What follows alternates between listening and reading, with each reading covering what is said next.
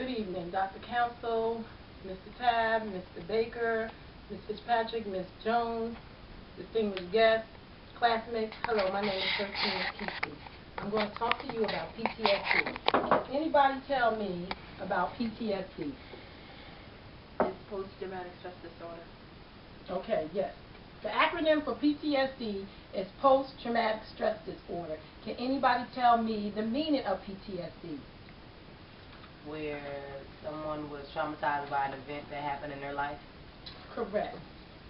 PTSD is an anxiety disorder caused by some kind of traumatic event that happened in anyone's life, whether it was war, being raped, natural disasters, or motor vehicle accidents. What happens is your mind and your emotions are in shock when this event happens. But once your body, once your emotions and minds catch up with each other, you come out of it. With PTSD, you don't come out of it. Your mind and your emotions are constantly in that state of shock, like reliving this over and over again. How long can PTSD last? Sometimes it can last 1 to 2 months or 1 to 2 years. It can last that long. PTSD can last very long. Now, I would like to go into talk to you about some of the symptoms of PTSD. Can anybody tell me any symptoms of PTSD? Sleep disorder. What is sleep disorder? Can't sleep. Can't sleep. Okay. Can't sleep, headache, nausea, vomiting. You can be depressed, major depressed, Anger. anger, and not only that, it can even turn into homicide or suicide. Yes, PTSD can even go that deep. But if you ever get into the point where you feel homicide or suicide, I suggest you call someone and go to the emergency room and seek help as soon as possible. Here we're going to talk about how you can cope with PTSD. And before we talk about how you can cope with PTSD, I want to back up for a minute and ask you guys, any one of you guys, who can be affected by PTSD? Can anybody tell me? Yes, Miss Demetria, can you tell me who can be affected by PTSD? Everybody. Correct. I have a little sign that states that any and everybody can be affected by PTSD. And do you know why any and everybody can be affected by PTSD? No, why? Let me help you. The reason why any and everybody can be affected by PTSD is because the person that experiencing the traumatic event, whatever it is, they're actually experiencing, they can be affected. The person that witnesses, you witness a gun, somebody being shot and killed, you witness that. You can be affected by PTSD.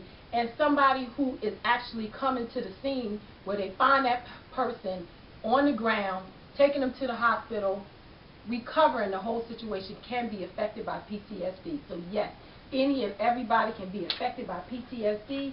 And I left a little picture right here that I want to use that shows even this little family sitting here. And I don't know if you guys can see it, but this family sitting right here can be affected by PTSD. It can be somebody that just happened to be walked by them and a gun go off. Or a car can go over to the park and hit them. That can be a post-traumatic stress disorder. Now, going back to helping you cope with PTSD, I would like to use this acronym called SAFER. And what SAFER stands for is self-care, acknowledging, functioning, expression, and relationship. And I'm going to talk to you about each one of them. First, I will start off with the S, SAFER. With PTSD, you need to have some kind of safe place. And you have to have a safety plan. Just like you in your house, you have to have some kind of plan of a fire escape plan. Everybody should have a fire escape plan in their house or at work or anywhere you at. Even if you go to a club or a mall, you will see exit signs of where you can get out of that building in case anything happens. That's the same way with PTSD. You need a safety plan. And a safety plan means something that you can take yourself out of that event and feel safe again. And that means even if you're looking at a picture, and I'm going to show another picture here of you on an island somewhere, and you can relax and just feel like, okay, I'm in the Bahamas, I'm somewhere on the beach. Or even example by, I've used this example of a rose. This rose means peace, beautiful. It's taking you out. You got to have a safety plan of how to take you out of that traumatic event that's occurring over in your mind again, because it's not happening. It's happening in your mind again, so you need a safety plan. Now, going back to the acronym, we have A for acknowledgement.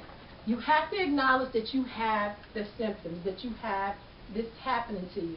If you don't feel that you have PTSD, how can you move any further in the plan? Or how can you go get treatment when you feel that they don't have it? And the worst thing that happens with most men and with PTSD, their macho stuff, they be like, oh, I can handle this, I don't have PTSD, so they won't acknowledge that they have PTSD. A lot of our soldiers come out right now who walk around here every day and they have PTSD symptoms, but will not acknowledge it because it's a male ego thing. It makes them feel like I'm not crazy. And I want everybody to know that PTSD, yes, it is a mental disorder. However, it has nothing to do with you being crazy. It has to do with the symptoms that you're trying to get past. So you need to acknowledge it. The third one is, in the acronym, is function.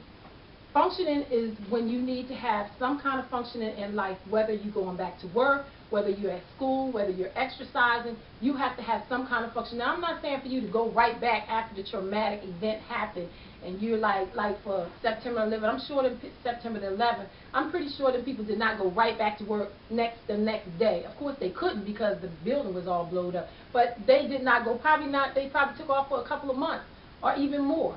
But eventually you need to function back at some kind of level. Then I would like to talk about expression. Expression meaning being aware of your emotions. You need to be aware of your emotions, feel your emotions, and that's when you start going back into your safety plan and getting into that safe plan. The last would be R. R is relationship. That is the number one thing that most people with post-traumatic stress don't have, is trust.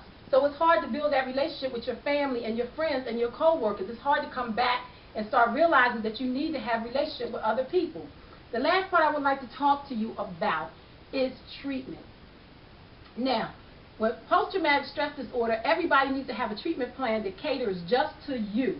You don't need to have a treatment plan that caters to this individual who was sexually molested when you witnessed someone getting shot, because both of your traumatic events was different. You need a treatment plan and a therapist that caters especially for you. Now, that concludes most of my PTSD, but I wanted to kind of actually involve you guys. Do you guys remember what the acronym SAFETY stands for?